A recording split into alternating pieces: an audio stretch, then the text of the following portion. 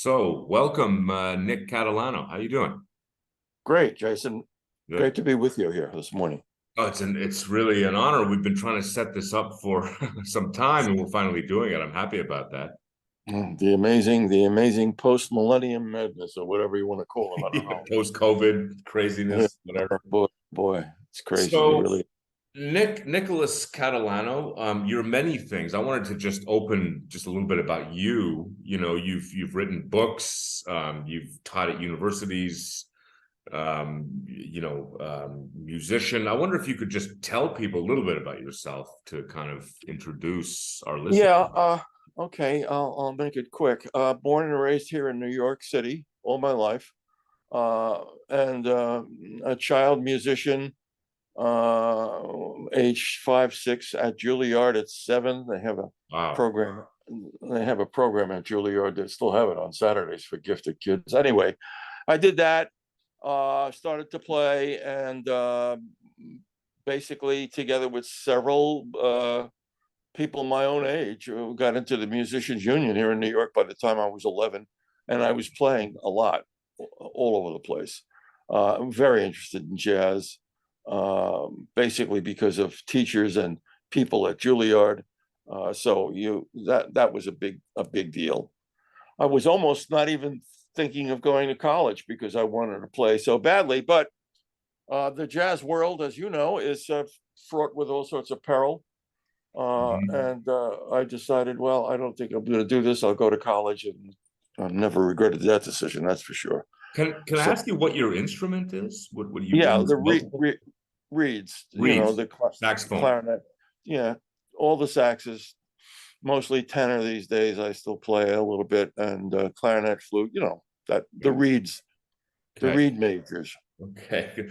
So that was the music side. My father is a musician. I believe we talked about this a couple Uh-huh. months ago. Yeah, he plays a very unusual instrument, the French horn, I love that instrument. I love that instrument. I always had a thing for the French horn. What can I say? Really? Really? Okay. It's got a great sound. It's wonderful. Okay. The objective of this podcast is to talk about comedy, not music. But maybe in the future we could do one on music. And I know you've written a book about, is it Clifford Brown? Is that right? Yeah, it's a biography of Clifford Brown, who was a great bebop trumpeter in the 50s. Not that well known, but the best of all of them. And because of my association as a kid with this whole world, I got to, by 14 and 15, I got to be a big apostle. Uh, Very briefly, one night, a bunch of us were looking for jazz places to sit in after our normal gigs, and Max Roach was doing a thing at the Cafe Bohemia. Wow. Short, long, we sat in a couple of tunes. Max was great, and then he said, "I'd like you to meet my new associate, who is this new trumpeter whose name is Clifford Brown." We'd never heard of him, and we didn't know who he was. This is 1955, okay, Wow. uh, and and we started to play. And my friend Herbie, when we left, he said, "Nick, let's go. Let's walk along the river. I want to throw my horn in the river. I'll never be able to play like that." Yeah. I Nothing can mean, destroy your confidence like hearing yeah. someone who can really do it, right? Well, I mean, we hear so many trumpeters, but I mean, when you heard this guy, you couldn't believe it. It was just, it was superlatives all the way around. And of Right. course, Right. uh, years later, I started writing about jazz for all the magazines, uh, quite prominently in the late 80s and early 90s. And Oxford called and said, "Listen, Ned, we read your stuff. We'd love you to do a book." I said, "Not so sure." I said, "But if I were going to do a bio, it would only be Clifford Brown." So I did it. Published Okay. in 2000. Screenplay, interest with HBO been going on and off forever since. And Wow. now Okay. we're coming to a place now where they've got a producer, and don't these things take forever, and that's what's happening. Okay. So it's going to be a mini series on HBO. Is that No, right? no, it won't be a series. It'll just be what they call, hopefully, they call it now a docudrama. There's all sorts of different appellations for Hmm. these different kinds of Right. Yeah. television. But but they this have is actors who they base it on real right. things. They They're do. They have actors, right? actors plus Yeah. the documentary thing. I've done a few of them myself, actually. Okay. I've been producing different kinds of TV things for all sorts of reasons for years and years. I've done a lot of documentary stuff for Discovery. I did back in the 90s on different countries and things. So as a producer, that word is such an abused word, but really in a Right. sense, Yeah. it really describes what I've done in live music, on television, and concerts, different kinds of programming, things like that. I've been a producer. You really And have done, you really have been a producer. I've heard that when you see, a lot of times they'll use big name actors who are in the movie or in the show, right, co-produced by, Nicolas Cage or whatever. And it's just, right, they don't really do anything. They that's just right. want, it's like it helps sell the thing or something, right? That's Right. exactly right. Okay. Boy, that's first of all, I'm looking forward to seeing that when it comes out. That sounds really, really cool. The other thing I wanted to say is a couple of things. One is I played drums because Uh-huh. I was a musician, so he wanted me to do music, of course, and I like music, obviously, and I love music now. So I played drums. So, as an adult, I learned who Max Roach was, and I've just, watching some videos of him playing, it's just like, my God. So you got to see him live. That must, like, as a drummer, I'm just like, wow, that must have been something just hearing him. Well, I don't know. well, just to develop that a little bit, as soon as I got this contract back in the 90s, I went immediately to Max. I had seen him and reviewed him a few times before. I like to say that I guess, basically friendly with all these people here in New York because there's not many jazz writers, and so everybody kind of knows you anyway. Max was a doll. He was really terrific. I brought my daughter in one particular Nice. session. Susan had her own jazz show on KCR here in New York, which is affiliated with Columbia University. She's a big jazzer. Anyway, we were there one day. I got this thing. He said, "Nick, this is great. And you're not going to believe what happened." I said, "What happened?" He said, "Well, 100 years ago, when we were playing in Detroit, Soupy Sales," do you know who that is? I haven't heard of that name. No, big Oh, jazz guy. okay. Soupy, as in Soupy Sales, Sales, was a major host, MC, sort of on early television. Okay. He was quite popular, and guested on lots of different shows, et cetera, et cetera. His modus operandi was sounds very silly, but at the end of the show, people would be getting pies in their face. This was his trademark, and of course, it's about as universal an action as there is. So people Yeah. enjoyed it. Anyway, segue. He asked Clifford to go on the show. Clifford went on the show. They taped it, and the tape had arrived at Max's house. This is now 1995, 40 years later, because Soupy Okay. had kept. Wow. And that's the day we opened it. We saw it, and it's the only television we have of Clifford. So it was that's how this all started back at Max's apartment. Max went to boys' high school, adjacent to a school that I went to here in Brooklyn. He was a track star.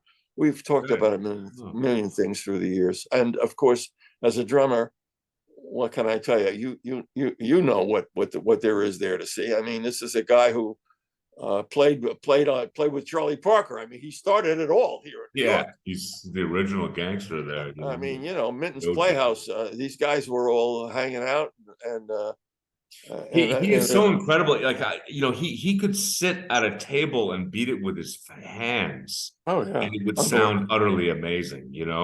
I saw a video of him once playing just the hi-hat for it's about 5 minutes or some few minutes, and it's just incredible. It's just he makes it do like it's like dozens of different sounds and colors Well, and different. It's just incredible what he can do just with a hi-hat. It's like amazing. well, the thing that he really, I guess, he's known for a million things, but what he probably pioneered that really attracted the writers and so on was the fact that he was able to take jazz solos on the drums that had melodic and even harmonic dimensions to them. Yeah. So there's all sorts of stuff going on there, not just rhythm, and that was a big deal. and It's Entre incredible to Nous. make melody and harmony from That's drums. right. That's right. That's right. It sort of seems impossible on its face, but you could do it, right? Is that? Yeah, and if you ever get a chance to hear their music together, Clifford Brown and Max, there's several albums that they made together. You'll hear this. I mean, it's wild. It's really amazing. Plus, uh, there's Richie Powell on the Bud Powell's piano on the Bud Powell's brother on the piano. My goodness, and Sonny Rollins in the last Oh, year. wow. Yeah. So, and these guys all helped me. Pardon me. They became friends. What can I say? It was Yeah, that they were all contemporaneous at that time, and you were around. Okay. right. It was All that right. kind of. Yeah, that like okay. Well, an idea is kind of popping into my head. I mean, because my father, I've wanted to have my father on the podcast to do, and I don't know, maybe have him on, have you on. You guys could compare jazz notes. You sound like you're about the same age. I don't know. That's very potential. Who knows? You know, he would. Sure, why not? Yeah, that's something we'll talk about that later. But just it occurred to me that might be interesting. He did most of his. I'm here in Montreal, but where I am, but he did most of his career in Toronto with the jazz scene and a lot of classical. In fact, he was classically trained. Oh So, boy. yeah, so he has sort of he got into jazz, I think, a little bit later. He was on a pickup as a young man. Oh God, I'm blanking on that famous band leader, Dizzy Gillespie. No, he was a band leader. Well, Wasn't Dizzy was, yeah. No, it was oh God, it was a guy. He went to a really prominent school in Washington, D.C. It was a black school. Oh God. Howard University, probably. It was a high school, but blanking on his name. And he was a band leader, so he was still around in the 70s, big bands. Anyway, I feel terrible. It'll come to me later, no doubt, after we stop recording. But so I believe his earlier contact with jazz, but he did mostly classical back in those days. So, okay, so we could in that context, and again, I'm just sort of trying to expand things for you. As a producer here in New York, I had two main avenues. I was vice president of performing arts at Pace University, which meant that I had a season. We have several campuses, a season of all of the arts, opera, ballet, jazz, comedy, you name it. So I did all of that for many years. And in connection with that, I also had a little production company of my own, which I produced independently, and I did lots of jazz and other things by myself. So all those band leaders, you name them, I had them all, and I knew them all. From Lionel Hampton, Benny Goodman, I have stuff. Oh my goodness, Harry James. I did all these bands many times during the 70s, 80s, and 90s. Wow. So that in a sense amplifies this whole jazz subject that we're talking about right now. Okay, great. Okay. So that's something we could do at another time. You've done so many interesting things, but today we settled on comedy, and it's going to be sort of a specific thing. Focus on New York and comedy, because it seems like that city. You're a New Yorker for one thing, but it seems like New York holds a special place in at least in the Anglosphere, let's say, for comedy. I think that's fair to say. There's a whole litany. You stop me when you want to stop me, because I've done this so many times that I will stop myself. I won't talk too long.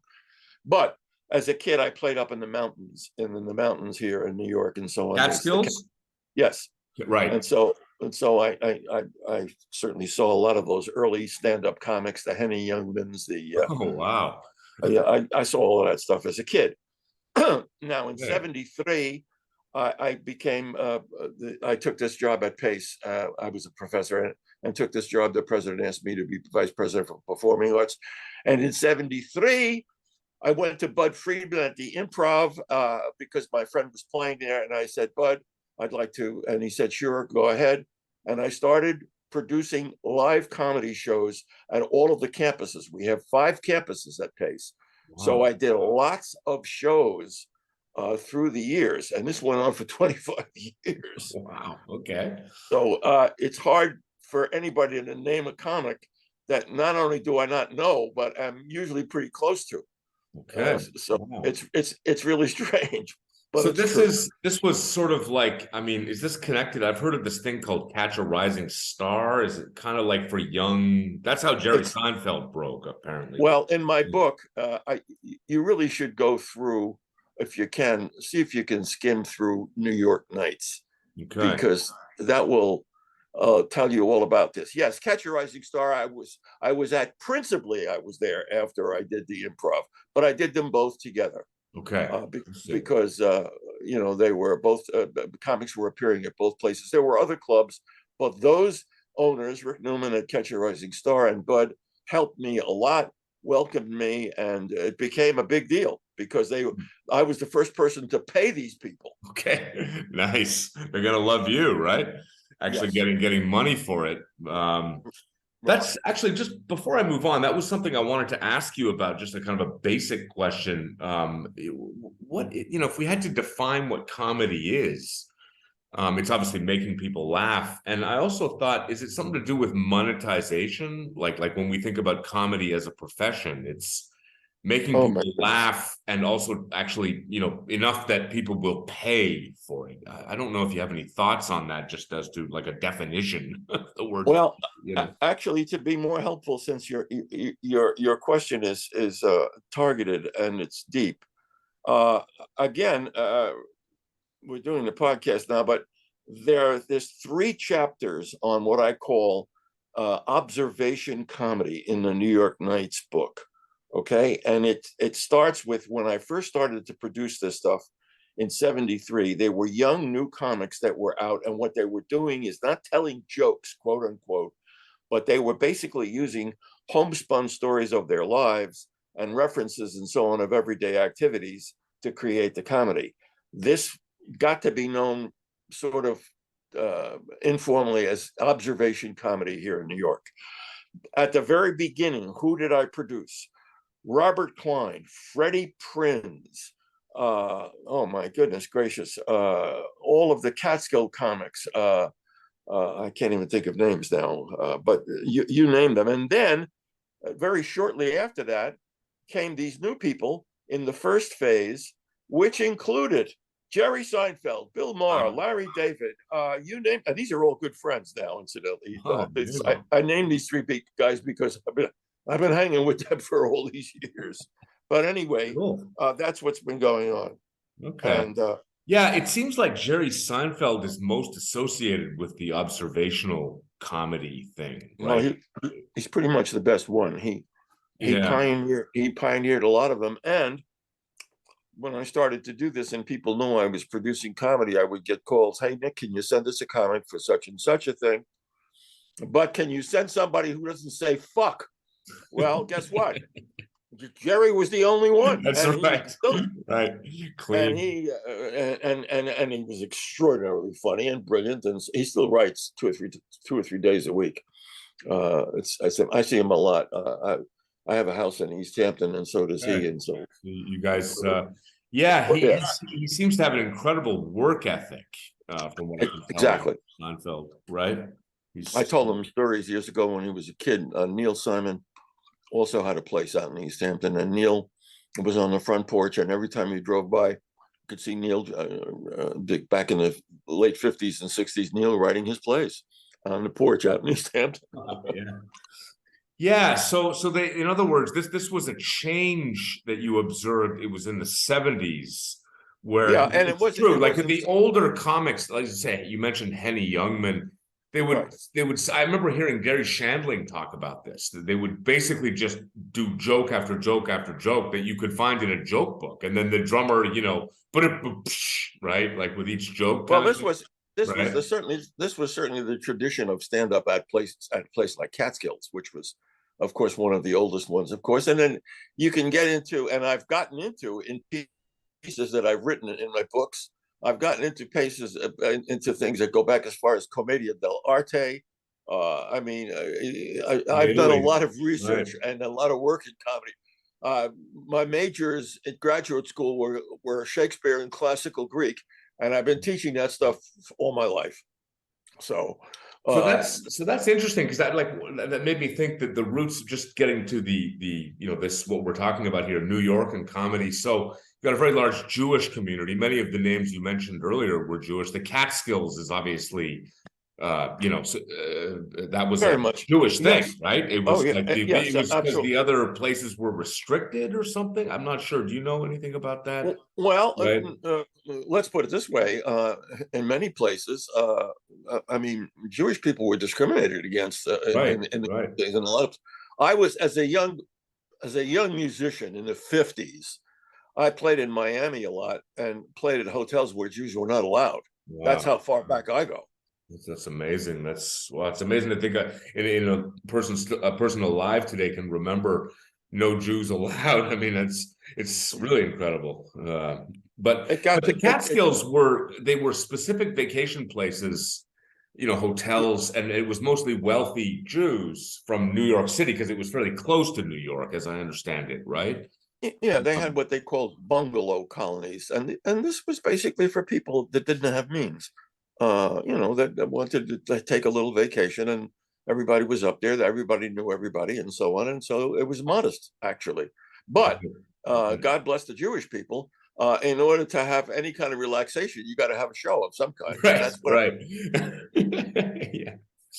Well, that's kind of what I was wondering about, because so that's a Jewish thing, the Catskills Mountains, and then you've got a lot of entertainers in the United States are Jewish, but you've got a very long history of that in Central Europe, as I understand it as well. Oh, sure. Oh, sure. Poland and so on, musicians and actors and so on being Jewish. I'm not sure. So it sounds like it just basically some of the immigrants and their descendants just kind of picked up on that in the United States. Is that one way to characterize it? I don't know. Yeah, I'll pick up on what you said. About 6 years ago, I was in a film. A guy did a film here in New York. Very good. It's a good film. It's called "They Died Before 40." It's a full length documentary film, and he asked me to be in it to do a piece on hunk on Clifford Brown, a 10-minute thing, whatever it was. So I did it, and when it was finished, he did well. He won some prizes in different festivals, and oh my God, each year for the last 40 years, I've been teaching a classical seminar in Greece, taking my students from Pace over to Greece for 2 weeks, cruising around the Greek islands, teaching. That's another story. Sounds But great. that's been going on for 40 years. Anyway, so he said to me, Nikki, you're going to be in Europe. I said, yeah, I'm always in Europe, doing a million things, plus playing and even doing jazz things over there. Right, right. So he said, Nick, there's a festival. There's a million festivals. If you want to hit a couple of them, just to represent the film and sign some books, whatever the heck it is. So I said, fine. So I started off because nobody was doing Warsaw. I started off in Warsaw Ah, and went down the slot. There's only one major highway in Eastern Europe, so you go from I don't know if you've done it, but you go from Warsaw down to Krakow and over to Vienna, Budapest, Prague, all those cities. So I did them, and it was pretty amazing because he had done well with the film. And in Poland, I got hooked. I did a whole big piece on the Holocaust, and I got hooked on what was going on in Poland in the 20s, in between the wars. And there was this huge, monstrous cultural renaissance that went on in Poland in the 20s. Since you mentioned it, you might want to check it out one of these days. And if you ever do want to reference it, we can talk for hours about it. It's truly amazing. This film. This is What's the no, name of the film? this is just Polish culture in between World War I and World War II, when the country really became free for the first time, when it wasn't in the grasp of the Russians or the Germans. So it's quite a story. Do you have Polish blood? Is that why we're talking about this? No, I don't. I just my grandfather was Jewish, British, but immigrant here to Canada, to Montreal, of Eastern European origin. But I don't have any. I don't have any Polish heritage. But it does strike me that that there's something there when you mentioned the 20s. as I understand it, before the Holocaust, I mean, Poland was probably one of the largest Jewish populations. There were like 3 million Jews in Poland, right? Yeah, So and it it's not. strikes me that part of that Renaissance must have been the presence of that Jewish community. I don't. And there's not, and there's none there now, which is Yeah, amazing. no, yeah. If I you mean, if you go there, yeah. you start to get crazy as soon as you get on the street. Yeah, and in America, let's cut over to America.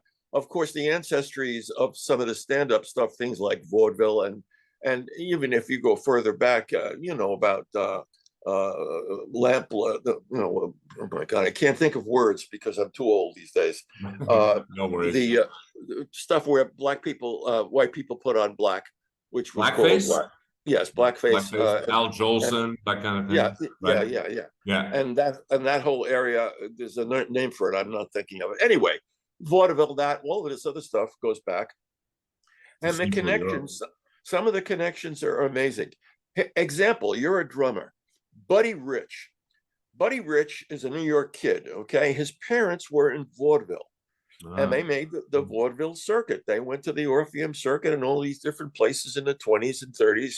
And Buddy was the oldest of two kids, and they took him with him because that's what they did for a living. Right, right. And here's the story. It's in the book. Mel Torme wrote the book. About 25 people saw this happen. This is a child. He's on the stage in Indiana. They're rehearsing for whatever show that they were doing. And this child is crawling. He can't walk yet. He's like 11 or 10 or 11 months old. And he's crawling around on the stage. And the pit band is below the stage and the performers are up. So everybody's up there. And this child grabs a drumstick and starts beating time on a cymbal. And he's beating the exact time of the piece. Wow. And then and everybody stops in the theater. You can imagine what this must have been like. And somebody said, change the rhythm, and they changed it, and he started to go with them like that. And after about 20 minutes, the producer comes out and he says to the parents, forget about your act. You have a new act. And the new act was Traps, Traps, Traps, the Drum Wonder. And that's how Buddy Rich started his life. At the age of 2. Correct. So he was literally, that's amazing. So he was literally performing before he could even remember. Right. That's right. That's wow. What an incredible story. That's so cool. I did several documentaries for Buddy here in New York and also in England. Buddy was a very difficult person to work with. He liked me a lot. And so that made it easier. But that band again, this is jazz now. This is mainstream jazz. But that band in the 70s and the 80s, which is when I did a lot of producing with them, was simply beyond. If you ever have a chance to look at them in YouTube or whatever, I mean, definitely.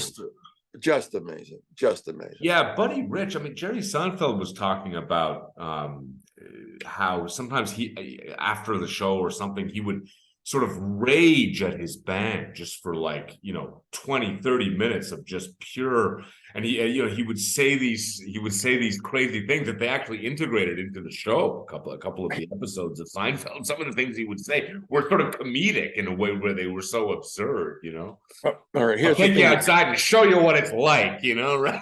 It's like here's the thing that you need to do. You can get it any place. I guess that was about 1972. They're on the bus. They're going one-nighters all over the place. And he starts to get crazy. And the guys in the back of the band, on the back of the bus, start taping him. Yeah. This tape became the most popular thing in jazz because it's Buddy screaming at everybody, cursing, screaming, yelling, etc. And everybody's chuckling and laughing because he's so out of control. And he's making all of these allusions. In point of fact, any musician that you've ever met has heard this tape because it's just so hysterical. It's hysterical. Absolutely. Now that you're mentioning it, I'm pretty sure that's what Seinfeld was referencing. I saw an interview with him. It was some sort of tape that he heard. Right. He said was just filled with these things. Like in the rage, he would say these. Oh yeah. Totally. He went crazy.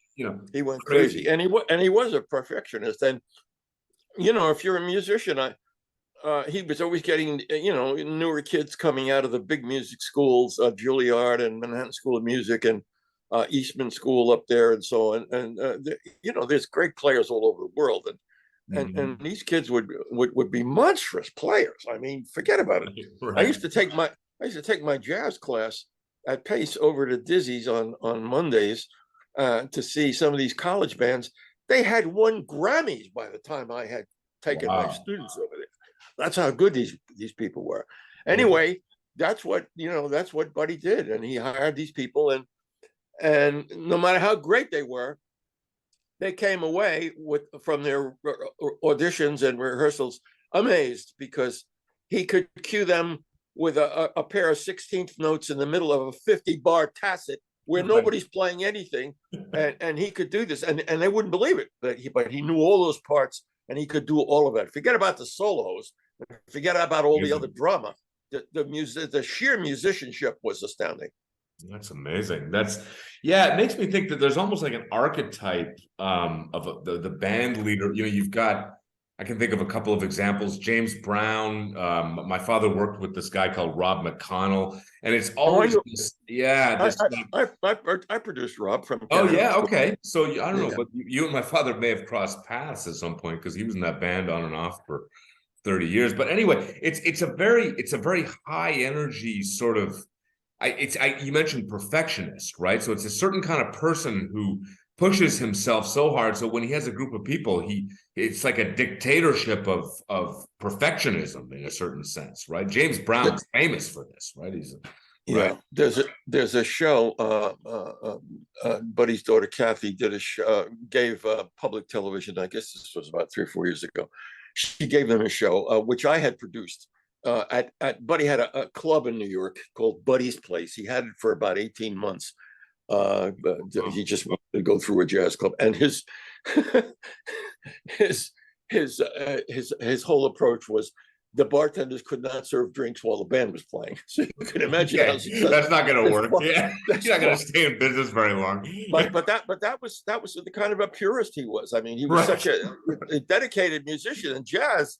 And again, this is me talking now. Jazz is certainly as important as any music in the West, and much more complex than most musics in the West, including classical. So when you get on that shtick, you're really into trouble, because you leave the world behind.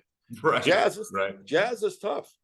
Yeah, no, that's really interesting. I've been in some of those jazz clubs before. I remember, where people, the band will be playing, and if somebody's talking, some of the other people listening will get very upset. Shut up. Like some jazz is very, very complex, and it has a very, very intense group of people who follow it. And so if you're mixing that with a sort of a market reality that you want to sell lots of drinks, and people going to get, it's those two things are hard to kind of mesh together, I think. Right. And Buddy Rich, you can't serve drinks when the band's playing. I mean, it's like, it's like, because you don't want to interrupt the music. Right. Well, yeah. How's that going to work? As you said, it was 18 months. Right. So, yeah.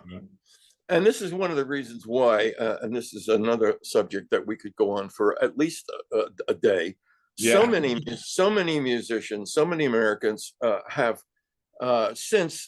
especially since bebop in the 40s, have gone to Europe, performed in Europe, live in Europe, prefer to play in Europe and record in Europe. And that's the reality. And if you spend enough time, which, as I said to you, I've spent a lot of time of my life in Europe, things happen over there that are crazy. Years ago, when Wynton took the job here at Lincoln Center, he said, "Nicky, we're going to take the band over for a festival." There was a million festivals in France, and we were in Lyon at the Vienne Festival, right?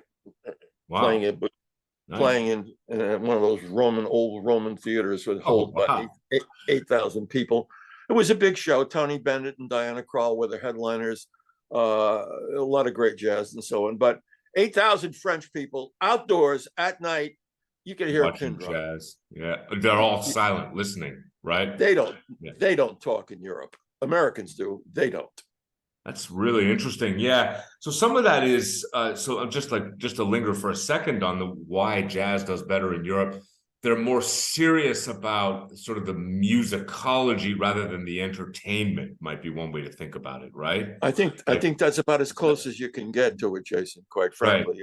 So It's a that's one thing. tradition. The other thing that maybe is a side point in the case of jazz, especially in past decades, was the racial aspect. I know a lot of many of the musicians were black, and they were more accepted in Europe. The racial and the whole segregation thing that went on. Oscar Peterson, the great Canadian pianist, when he left Montreal and he went and played with these bands, they had to go in the back doors and stuff, which I'm sure you may remember, right? So I wonder if that's a feature too for some of that. There's so much irony connected with this in the Clifford Brown book. I guess it's chapter 7. It's a kind of a funny chapter. He goes over there in 53 because Quincy Jones is a trumpet player to start off with, and a wonderful trumpet player. And Quincy is the biggest hustler in the history of music. And he connected with Lionel Hampton, convinced Hampton that he could do his very first European tour. Hampton wound up doing 5,000 European tours in his life. And he said, and when we go over there, he said, you have to take some beboppers because that's what the new European writers and audiences want to hear. So Hampton said, okay. So he takes with him on this trip in 53, Clifford Brown, Quincy Jones, Art Farmer, and a bunch of other beboppers who are immortals, jazz legends, okay? And he takes with him, she signs on the night before, Annie Ross to sing and do vocals. They start off, it's a 4-month tour. They start off in Scandinavia. Annie gets on the stage and there's some booze on the stage. And this one happened in Oslo and Sweden and a couple of other places. And the reason for the booze is because the Scandinavians don't believe that a white person could sing jazz back in the 40s. So, I mean, you do talk about irony. I mean, that's hilarious. Yeah. Annie got stuck. She helped me a lot. She was such a great singer. Annie got stuck because she was at English, and Hampton, Gladys Hampton, Hampton's wife, had a rule that they couldn't perform at night, and they wound up recording all night long with Clifford Brown and Quincy had set up recordings in all these different cities at night. They had to sneak out at night to record because Hampton wouldn't let them do it during the daytime. So and that's how they got known, because by the time the tour finished and they came back to New York, there was stuff all about them in all jazz magazines. Because they've done this successful tour in Europe. Oh yeah. You're talking about immortals. I mean, these are jazz immortals that were in this band. Totally. That's interesting. I mean, it's interesting. It's funny. These racial things to do with music are so strange. It seems like in the 21st century, there is not much of a division anymore, like there was throughout the 20th century in that regard. I don't know. When you get into that subject, we're in a lot of trouble. Yeah, yeah. We'll go on forever. Yeah, I'll just leave it there. Okay, so the origins of New York comedy would definitely be these vaudeville and Eastern Europe. Oh yeah, we're going right? way back. Sure. Oh yeah, stand-up comedy is a good term to cover both the observationists and the old joke tellers. So stand-up goes back there, and and it's basically a Jewish tradition here in the city itself, but mostly in the mountains, and that's where these guys perfected their craft. Yeah. And maybe they have a lot of commercial identity. The big names from years ago, but these people were craftsmen. They knew exactly what to do. They studied this. They went crazy. I mean, it was amazing to watch them. After my shows at night, when we were doing my shows, we would all go to basically a little deli and hang out and talk about comedy. And you can imagine being at a table with some of the names I've just mentioned and trying to get a word in edgewise. And I remember one night I started just briefly. I briefly alluded to the shtick, the actual farcical shtick in comedies by Aristophanes.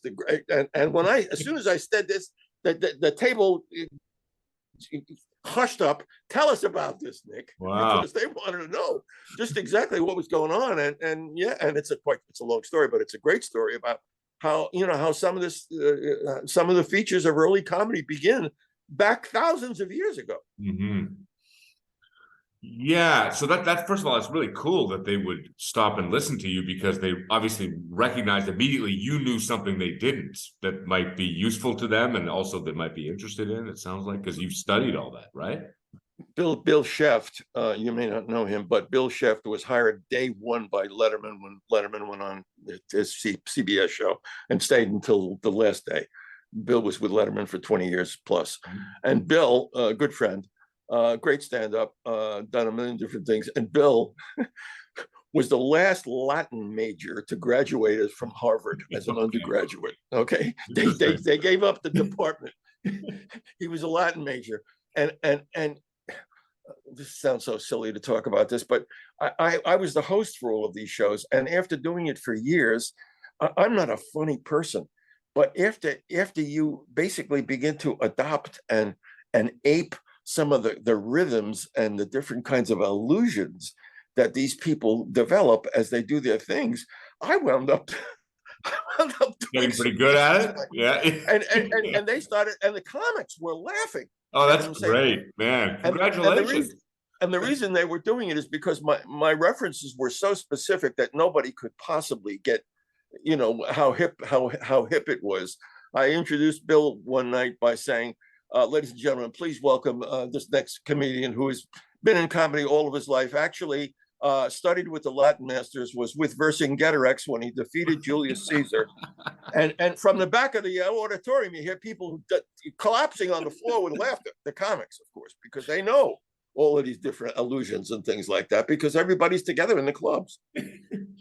That reminds just when you mentioned that, it reminds me of that Mel Brooks routine of the 1,000-year-old man. You must remember that, right? I don't know. It sounds like I'm name dropping, but at this advanced age, I'm 115 years old. At this advanced age, name drop all you like. I mean, it's great. All these people, man. I have a million stories. Mel and Annie had a house in Fire Island. And I was out there once. I had never been to Fire Island. I'm a Hamptons person. I was out there once. When was it? I don't know, in the 80s. And everybody was there. And that's when they started to do this. Reiner was the straight man, and everybody fell on the floor, starting to laugh like crazy, and took it out onto the beach. And pretty soon the whole beach was listening to these guys do this nonsense. Amazing. Yeah. Well, there's something about, you're mentioning a mixing of highbrow and lowbrow together, right? Which is very, very hard to do, right? It sounds like you were able to. Mel Brooks is sort of the archetypal genius at this, and it sounds like you did a little bit of it too, right? Well, yeah, because I did it for such a long time, and when I hired these guys, nobody knew who they were. They were just starting out in the 70s. Right. Nobody knew who Jerry Seinfeld or Bill Maher or Larry David or. They were all young. Yeah, nobody knew them, and one was more talented than the next. And there are stories, and again, there are just in comedy. There are stories we could go on for 3 days, and you'd be laughing for 3 days. Perfect example. Yeah. Here's the drill. It's Friday night. There's a comedy show at the Pace Westchester campus. 4 or 5 guys have been called. They're ready. Everybody wanted to do the show. So no matter what it was, they would all cancel whatever showcases they had to do my shows. Wow. Limo in front of Catch a Rising Star. We all pile into the limo to go to Pace Westchester. Now in the car is 5 or 6 comics, myself. And when I tell you this, that in the 25 years that we took this limo, we had to stop the limousine at least half a dozen times to go to the bathroom because we were laughing so convulsively and so. I mean, can you picture this? How hard can anybody laugh? And to this day, I owe it to all those guys. Forget about the money, forget about the success, the productions. It was the laughter that was just beyond description. Well, being in a limousine with Bill Maher and Jerry Seinfeld or Yeah. whatever, I mean, it's like, how could you not laugh? I mean, how could you not be side split? You have to be a real, real nerd. And they would constantly jump on one another's lines and extend Right. I mean, and went on and on and on and on. It was enormous. It was enormous. Belzer had a show one night. He said he had a radio show one night. He signed a deal for, I don't know, 2 or 3 here in New York. He said, we're going to have a serious comedy show. I said, what are you talking about? He said, well, he said, we're going to have 3 or 4 comics plus Rick Newman and you. Rick will be presenting the point of view of being the comedy owner and how that works. And you're the producer and you can get into the whole thing, blah, blah, blah. So now you're on the air. It's 1 o'clock in the morning here in New York. And you can imagine what kind of people listen to the radio at 1 o'clock in the morning. Yeah, insomniacs, drug addicts, right? Right. Yeah. And the mics go live, and the first caller comes, and it was, of course, a classic one of these idiots. And no sooner does he finish, like maybe 2 or 3 sentences, then 3 or 4 comics jump on him from and they start making fun of him and making fun of one another, and the entire structure of the program collapses in about 2 minutes because everybody's laughing and screaming and telling jokes and making fun of these idiots, and on and on and on and on and on. And pretty soon comics from all over town had heard about it and they were calling in on the show. That's so cool. These are things that happen in this, and again, New York, as David Letterman Well, it's also, what you're saying makes me think that, I mean, going back to Seinfeld again, we're talking a lot about him. He says there's like these stages of being a comedian. It's like make your friends laugh is early on, like just like joking around with people you know.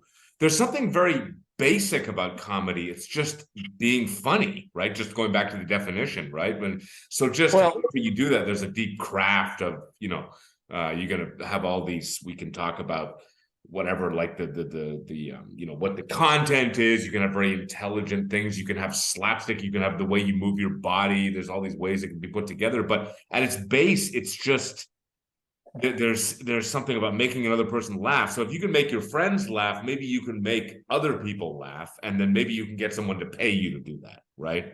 We're talking about these incredibly successful comics now. This is not something that they studied at the university. That's right. Stand up. There's no stand-up comedy program. Right. There's no way. Yeah. But when it comes to things like satire and historical comedy and stage comedy and timing and all sorts of stuff, these people would delve into Shakespeare and Sophocles and Euripides faster than you could say Jackie Robinson. I mean, they are students. Yeah. When I say students, they really, really study this. Jerry, to this day, I'll probably see him next week. To this day, Jerry writes 2 or 3 days a week in his house out in East Hampton, spends the whole day. And he's not even performing that much. He just writes. Because that's what he does. Right. Yeah. This mixing of highbrow with lowbrow. Another person, I wonder if you've ever crossed paths with him, who I'm a huge fan of, is Canadian, in fact, Norm Macdonald. I know the name. I haven't seen him perform. He passed away a couple of years ago. He was on Saturday Night Live and all that kind of stuff. And he had this way of because he was really into kind of the older kind of comics from that era we were talking about, as well as, so he has a way of doing the observational thing but also doing very lowbrow stuff. It's very it's a very interesting mixture of styles, a bit like Mel Brooks in some senses. And he always claimed to be like, he would sort of act like an idiot. That's kind of a strategy that a good comedian can do, is just pretend to be dumb or whatever, right? And you're actually really smart, It's all strategic. I've taught seminars to try to bring out the evidentiary kinds of structures that happen in all sorts of different stage comedy. I've had seminars, and I'll put Rodney Dangerfield on the screen. Wow. To show them what timing is like, and all of the weapons, the facial tics, the movements of his hand, everything is planned, every conceivable thing, and rehearse and work at this stuff. I belonged to a club in New York when I started working out back in the 70s. I started trying to take care of my body because my dad had passed away of a heart attack. And it was the first of the health clubs here in New York, the New York Health and Racquet Club. And Rodney was a member, and I got to know him. I would see him every other day, and he would not say a word to anybody at any time ever. He was a quiet guy, Really? working on this stuff constantly That's amazing. working. So he wasn't really like that. He wasn't. No, it was all completely affected, put on. Absolutely, and it's in that sense, it's important to widen the lens, and I've done that in my pieces, again, that are in arts and opinion, to talk now not just about comedy as an art form, but to basically get into all of the commonalities that all of the art forms have. Yeah. And the kinds of disciplines and the kinds of, sacrifices that have to be made, the learning experiences that go on, the context that go on, from painting, a haystack if you're Monet, to, composing a quartet by Palestrina. It's all the same. It's creative stuff. And it has its own discipline, it has its own thing, and the talented people are the ones who are successful as long as they can focus. Right. Yeah, comedy is an interesting one, because you have to have a lot of pre-existing knowledge about these kinds of things, and you have to have. Dangerfield had developed this whole, affected kind of a thing, as you mentioned, moving his body and all that kind of stuff. But there's a certain creativity necessary to comedy, that kind of an openness to something.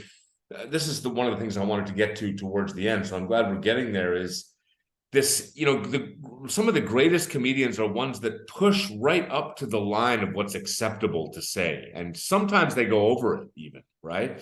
Because many of them are focusing on taboos in some senses, things you're not allowed, not supposed to say.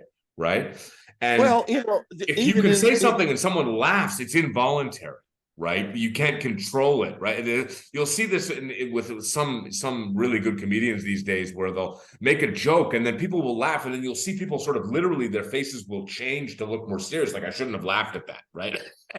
That's against a rule or something, This happens, well, again, because it's just so over the place. I mean, there's just so many different things and so many different facets to it.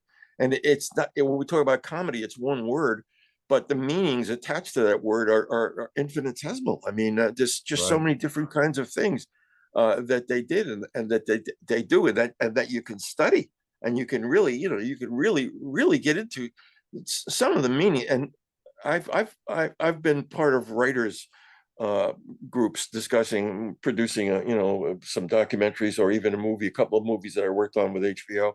And some of these writing sessions, I mean, thank God I never decided to do this for a living. I would go out of my mind. I mean, they're really intense. They get crazy. Really? Oh yeah. Can you describe what you mean? Is it they get angry and yell and fight and stuff? Well, it's exchanges. Think of it this way: you're trying to be funny. You're trying to out maneuver or out. So there's a competitive aspect to it. Sure, there is. Yeah, they're competing. If you ever get a chance, you should turn on YouTube and see what a session was like with the old Sid Caesar show. Wow. Now, I don't know if you know who that is. He's very famous. It's from the Johnny Carson era. No, way before that. Before that, okay, right. This is live television in the 50s, and this is this absolute maniac, lunatic, funny guy who all of the comics who wrote for the show speak about him reverentially. And who were these comics? Neil Simon, Doc Simon, Woody Allen, wow. Dick Cavett, obviously Mel Brooks, Larry Gelbart. You name the great comedy writer, they all worked together on that show. Amazing. So yeah, so that's interesting how the role also of competition in creativity, right? Yeah, yeah, because I'm funnier than you, or the idea is to be funnier than the next guy, and that's what they did. Yeah, hysterical. That's really interesting. I'm not quite sure. Another couple of people I wanted to ask you about, some famous New Yorkers. There's a few I'm big fans of that I don't know how well they fit in. They're more lower brow and lesser known. Gilbert Gottfried. I don't know. Good friend, a good Is a friend friend. of yours? Really? And yeah, he's not with us anymore. And one of the funniest people. I hired him right out of maybe his first or second week at Catch, because he was so funny and he was so hip, and it Yeah, didn't make any difference. It didn't make any difference. He's incredible. Why is he so funny? Is it he's sort of like you mentioned Rodney Dangerfield having this act. As I understand it, that his voice and squinting and all that was affected. He didn't really talk like that when he was Absolutely not. right? Absolutely. Yeah. It's all a structure and it's all a hook. I like to use the word hook. Everybody guy has to have a hook, even in jazz. Right. Yeah. If Something if that you want to be demarcates you, right? yeah, you got to know who's playing up on the stage. You say, well, okay, I know it's Oscar playing the piano, Right. and the fact that you know that is what makes Oscar a big success. Because he has a style that's recognizable. Yeah, so he had that style, and he also he did imitations of people. He imitated Jerry Seinfeld. You must have seen that. And Yes. it's funny because the first time I heard that imitation, the Seinfeld, I was like, that doesn't sound like Seinfeld. But once I heard it a few times, it actually was more like Seinfeld than Seinfeld. It's like he captures great, it's a, what's it called? Not when you imitate someone up. God, I'm really not good with words today. I'm a little bit sick. But impression, you do an impression, right? Oh yeah. Right, exactly. So a great impression is you're sort of extracting out the essence of what and kind of focusing on some of the extremities, sort of the way the person talks and what they talk about. Yeah, you're right? exaggerating whatever their particular style or speaking, you exaggerate that, and that makes it funny. That makes it funny. And that's what he did with Seinfeld, and apparently he did it. You may know something about this. He claims, I'm sure it's true, that when Seinfeld was young, he would go and imitate him when he was doing his act, and he said nobody knew who Seinfeld was, but all the wait staff would come out and be laughing their heads off because they knew Seinfeld's act. Apparently, So I don't know. Go ahead. Did you spend? We're telling tales out of school here now. You're a Montreal native in Toronto, Montreal. Did you spend any time at all with Oscar Peterson growing up? No, I'm younger too. How old are you? I'm 51. Yeah. Okay. I do have some connection to my best friend's father is a well-known jazz musician called Sonny Greenwich. You may know. Jazz guitarist. He played with Miles Davis and stuff. He was a pretty big deal, and he's a big deal in Canada, in the Canadian circles. But what about Oscar Peterson? I don't. Was there something? No. I produced Oscar a lot, and I'm just mentioning Canadians. I wrote a piece on Maynard Ferguson. I did that band many times, and got to know Maynard quite well. And again, in the context of the Clifford Brown book, Maynard recorded a little bit with Clifford in a couple of things years ago and was a big fan. So see how these things sort of intertwine. They do. And with my crazy career, I mean, I go from producing a show to teach. So they all kind of work because they were all part of the arts, I guess. Definitely. Did you have any connection? The other, because Gilbert Gottfried I love, and that's amazing that you knew him personally. There's another New York comedian, also lesser known, called Artie Lang. I'm sure you know who he is at the very least, right? I know the name, and Artie never worked for me, but he basically came in and out of. He didn't really stay with it as long as some of these other people did. I mean, he was very talented, but he was not. He had a lot of substance abuse issues and and he didn't showcase very much. So, but he had a lot of talent. Yeah, well, a lot of these guys you can find they have sort of shows they've done, like him and Gilbert Gottfried together. It's one of, like, I mean, you want to talk about this thing of, like, having to, pee in the pee your pants laughing, the two when they get rolling, they kind of bounce off each other. And it's also extremely politically incorrect. It's like these sort of Hitler references and just sort of crazy sort of things that, like, if it was, they're not racist, but they're making all these kind of racist jokes. And I wonder why it's so funny. Like, it's kind of like they're touching on these taboos. This is the last 10 years, like the last, they would do stuff together here in Montreal, for example. They would do the comedy festival, and they would, and just basically they'd be up there talking on their podcasts with each other. Yeah, And go it's the ahead. kind of thing that well, basically Colin starts a lot of this back in the 60s, where he gets to be extremely controversial, and because he's so talented, Colin he who? can George Carlin. George Carlin. Good, good. Yes, right. Yeah. Excuse me. Uh, and because he was so enormously talented and so informed in so many areas, he could, he could dig into these areas and find areas that subjects, which is one of the things that comics like to talk about. Can I get into a taboo subject and make it funny? That's a Right. challenge, and Right. a lot of them like to do that, and many of them are very successful doing that, as you know. So Uh, George Carlin is really, in your view, oh, the originator of that particular please, subgenre, right? please get your iPad together some night and just go onto YouTube and see any one of, there's got to be 100 sketches that he does on YouTube, one funnier than the next, and they all have this craftsmanship of structure that I'm talking about in terms of controversy and pushing the envelope. It's wild. Right. He was a statesman. It's interesting because George Carlin, I think in particular, is known also for sort of a political slant, and you wonder. Oh yeah, I've heard some of his routines, right? And you absolutely, wonder, absolutely, yeah, absolutely. You'll laugh hysterically. yeah. You call me up or text me and say, "Hey Nick, I just listened to. I'm not going to believe this is great." There's one on the one that comes to mind immediately. He calls it on advertising and bullshit. And if you look that up in the YouTube, you'll and get that one up on put that one up. You'll pee in your pants. Pardon my Swedish. But Well, it's yeah, interesting. on advertising and bullshit, George Carlin. I think he did it when he was in the 80s or whatever. It's just it's indescribably funny. Cool. I'm just making a note of it. Yeah, it's interesting. George Carlin, I really think is an original. I think that he spawned two things. One is the political aspect side, and also the sort of the shock thing, right? The kind of, it's Yeah, almost yeah. the opposite. Seinfeld wouldn't curse, and then you have Gilbert Gottfried, who, every second word is the F word, and it's like crazy, just constant curse words. And I hesitate because there's a lot of celebration of Seinfeld saying, "Oh, look, because he doesn't curse, he does clean comedy," and it is, you could say, well, that's laudable, but look, as you said before, it's a craft, right? So the objective is to make people laugh. So if Godfrey can make me split my side gut laughing by swearing, then Oh, sure. that works too, right? Yeah, and it has to be organic. It has to basically reflect upon what voice kind of a voice do you have? What kind of physical presence do you? I mean, this all enters into it.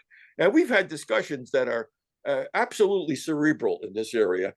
With a bunch of comics that you would be saying, wait a second, how could they be sitting there talking about comedy for half an hour and not one person is laughing because they're getting into all of this stuff.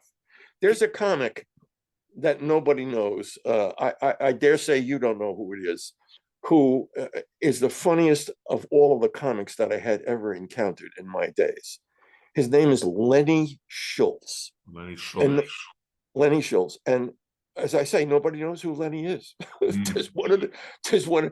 He was on Laughing, but what they did on Laughing in the '60s that represented 1 nanosecond of his talent. Right. Right. This guy, it's impossible to talk about this guy because there's no way you could convey the depth and the breadth of the humor that he had. He was absolutely incredible, a classic clown. In ways that again I can't even describe, and nobody knows who he is. Is there, because he's another name I've written down here just to do with this sort of political comedy, that this kind of pushing of the envelopes. There is a guy who shares a name with him who's fairly young, in his 30s or early 40s, called Andrew Schultz. Right? Don't know. Know him? Don't know Yeah. who. And there was a recent thing done a year or two ago in a comedy club in New York, where Andrew Schultz was there, and there were a bunch of other people who were not comedians, like a guy called Coleman Hughes, who's a podcaster and also a jazz musician, very Uh-huh. young. He's in his 20s, and he went into philosophy at Columbia, and he was a jazz trombonist. He still is, in fact, and he was up there talking. And a guy called Glenn Lowry, who's an economist. well-known economists, and they were on the stage with Andrew Schultz and some others in a comedy club, and they were talking about some of these politically correct taboos and sort of riffing and making jokes on it.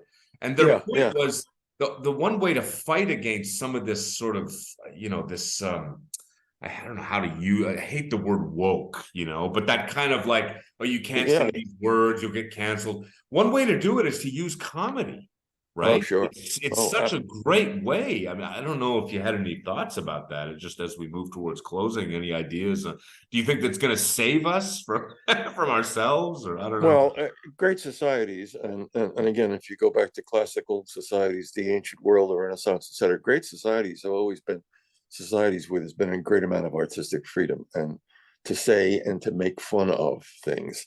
That doesn't happen all the time because most governments in the history of the West and so on are they're governments that don't support freedom. But in free societies, starting with the English in the 17th century, where there's journalistic comedy and satire. My God, the English satirists. Jonathan Swift, right? People like that, right? Sure, absolutely. Yeah. Absolutely. I couldn't agree more. I think the connection between freedom, because it is connected to freedom, and dictators hate comedy, like in the sense that we understand it, right? That absolutely, like a clowning comedy, maybe they could dig or whatever, but the kind of joke telling and pushing limits, they hate it.